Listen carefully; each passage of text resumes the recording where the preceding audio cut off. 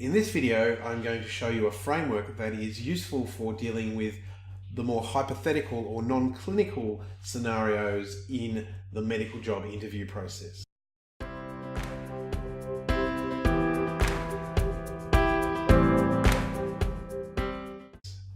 Hello, I'm Anthony, I'm the Career Doctor. I make lots of YouTube videos for other doctors to help them with career challenges like the job application process. For now, I'm focusing on a series around the actual interview because that's what we're dealing with mainly in Australia at this time of the year for medical trainees.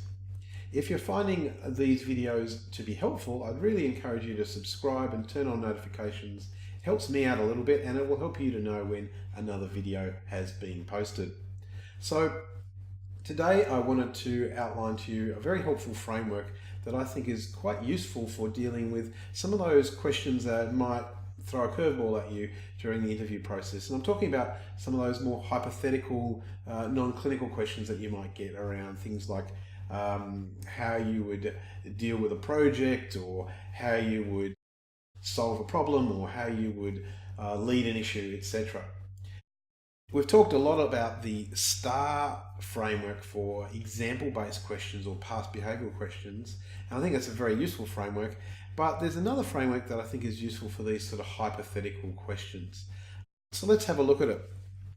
The framework I want to talk to you about today is the CAN-MEDS framework. Now, some of you may be familiar with this already. Most of you will have had it happen to you already in some part of your medical training. It's just that you won't be aware of it. CAN-MEDS is a framework that essentially defines the core capabilities of what a well-rounded doctor might look like or should look like. And it can be tailored to various specialties and stages of training.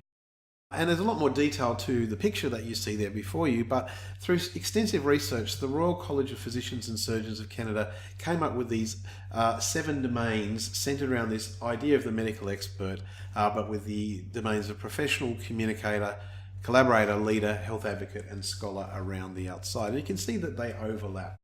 Now, this has been around for 20 odd years now, and a big shout out to my good friend Dr. Jason Frank, who leads this project at the Royal College in Canada.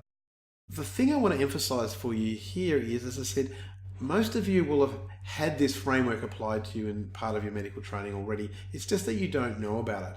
Pretty much every college, specialty college in Australia and New Zealand, uses a version of this framework, and most medical schools also do relate to this framework. So it is a very common framework. Now, why is that relevant to the job application process? Well, a couple of big reasons here. Firstly, people like me who do jobs often use this framework to develop selection criteria. So you might actually see some of these words actually specifically used in the selection criteria for a job position. The second thing is that, as I said, a lot of the colleges have adopted this framework for their fellows and their training curriculum. And so when we look at how we select people into training, it's often based around some of these domains. So it's useful to be aware of these headings and to think about these headings when you might be tackling certain interview questions, because they can help you to framework your question, but also expand it into other areas that you might not necessarily think about. So I've got an example for you here.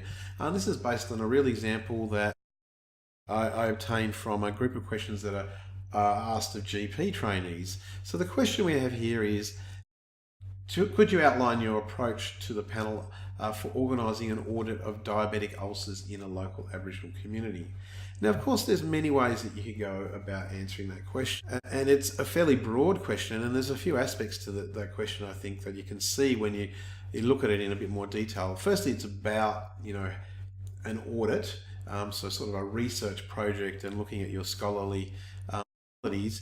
It's about organising it, probably looking to see some evidence as to whether you've done related work. But it's also about doing it in a specific community, the Aboriginal community. And so, that question, when you unpack it, actually has a lot of elements.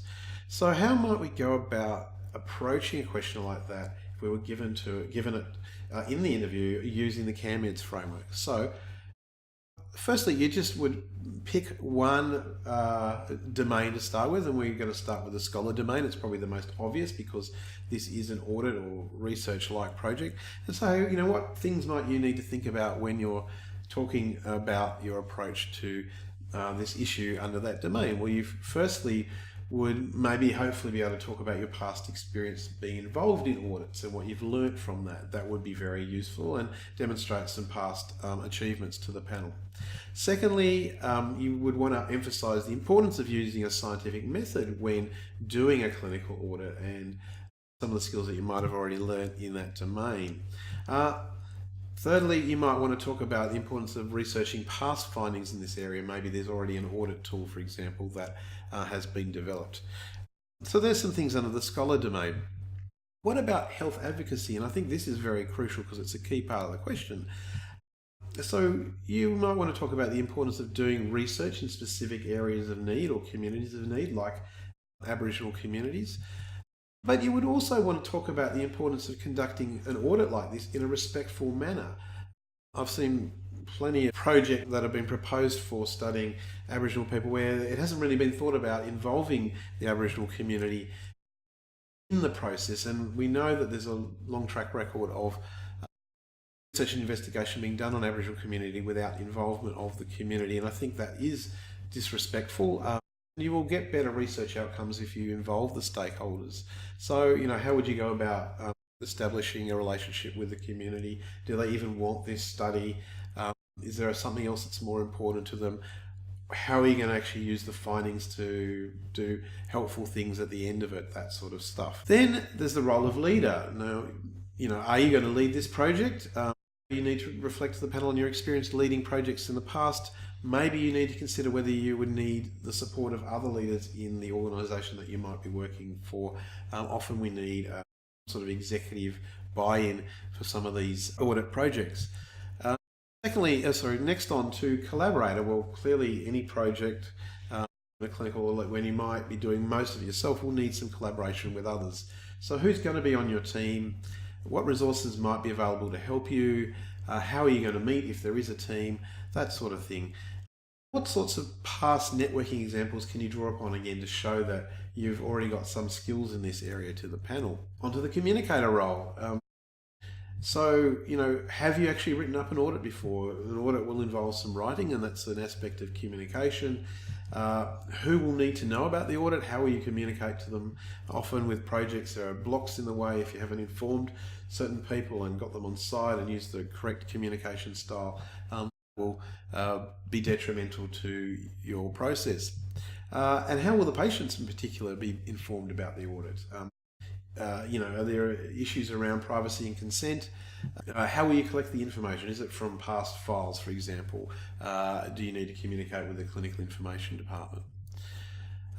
Then a professional role. So this is about your skills and ability to do the job and acting in a professional manner. Exactly how skilled are you in research and audits? Will you need more training or more support to do the job professionally? Are there any ethical considerations?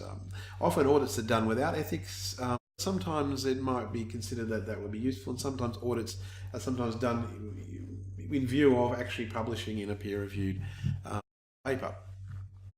Finally, we then come to the core element of the CAMEDS framework, which is the medical expert, and this is where it's good to reflect the panel on your role as a doctor in audits. What's the role of doctors in helping the audit process? What's the value to medicine of doing audits? How can doctors help other members of the team do an audit process? Are there other ways that other professionals might conduct an audit process? How does your actual expertise assist the process? In this case, it's about diabetic ulcers. You would hopefully be a subject matter expert in that. That's just a little brief overview of the CAMEDS framework and example of how you might go approaching just one question that might come up in a more hypothetical scenario situation in the interview.